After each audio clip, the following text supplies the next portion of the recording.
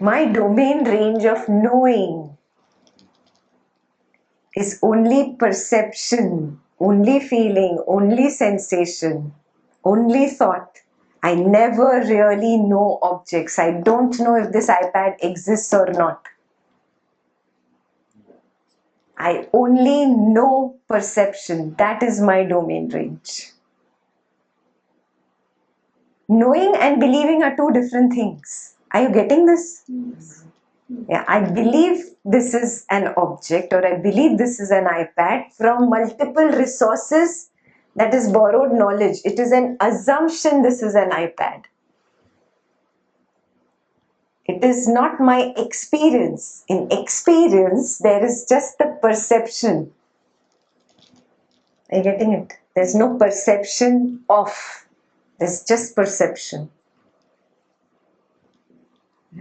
So, stage 3, awareness is knowingness. And this knowingness is all pervading.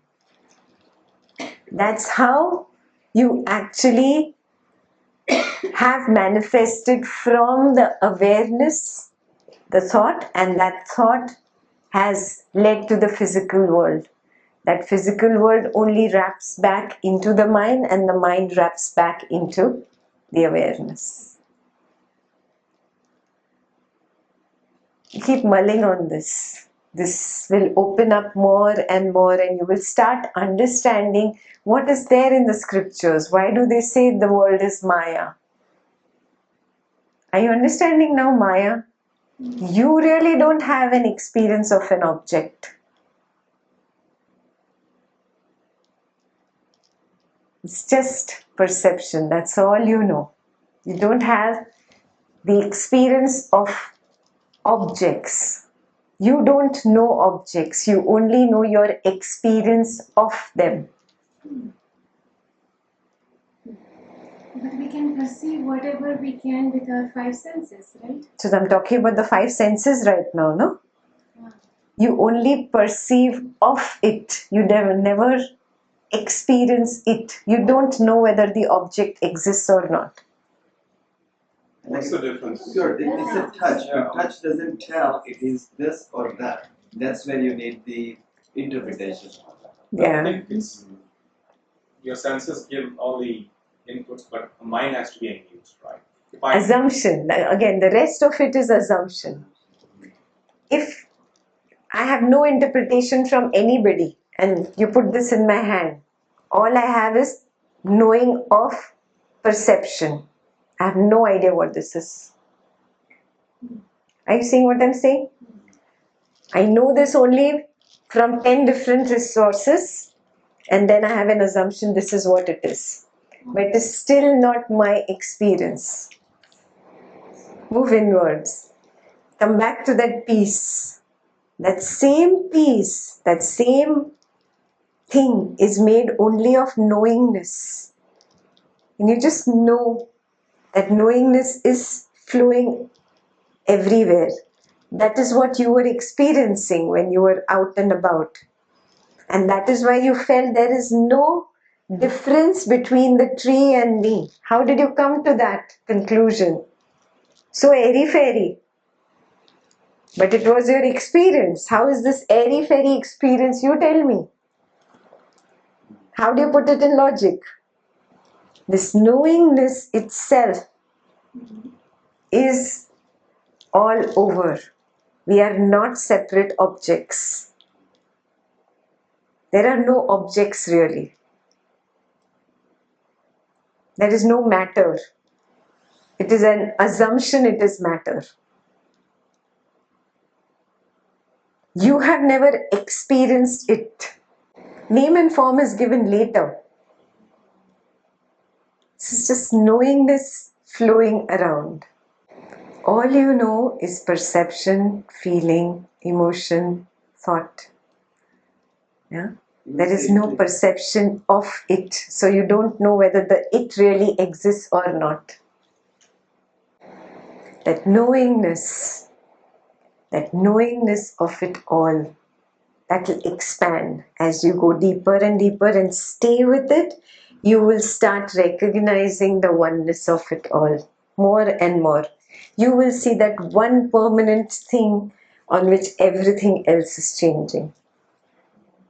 And then the changing stuff doesn't bother you so much because now your focus is on that awareness that was flowing, on that which you said you felt, the togetherness, the belonging. There was no difference between you and the tree. That will become very strong. That will keep increasing if you keep practicing being in words. So how do you distinguish between it exists and it doesn't exist? We don't know whether it exists or not. We don't know that. That which is not in my experience does not exist. That is why the sages say this world is an illusion. But really the world is not an illusion. The world as I perceive it is an illusion. The world as I conceive of it is an illusion. So it means all levels of existence are one only. It's awareness only. So whether it's body or mind or memory or the intellect, Beautiful. everything, ego, even everything is just awareness only. Correct. So how do we have to differentiate them? Because at the ignorant side of the coin, we didn't have this kind of. So just imagine where the ignorant person is. We still have to start from there. You have to start from there, but you have to come up here and now get established in this recognition. Yeah, it's not easy, and it's not something small that you've gotten to right now. It's huge.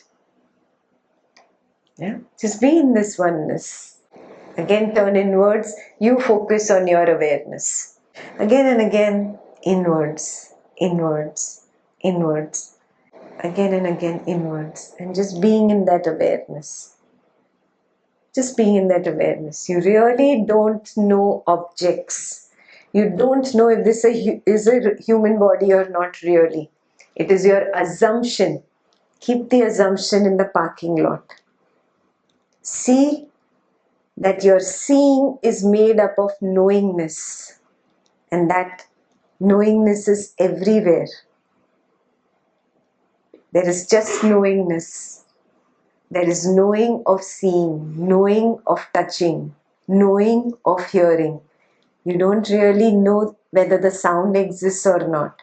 You don't know whether the form really exists or not. That is your assumption.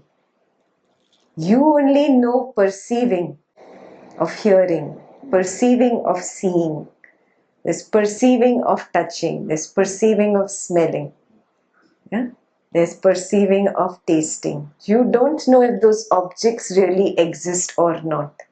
That is your assumption. That is what is bookish knowledge from others. 10 resources have said this is what it is, okay, this is what it is. I only know the perception.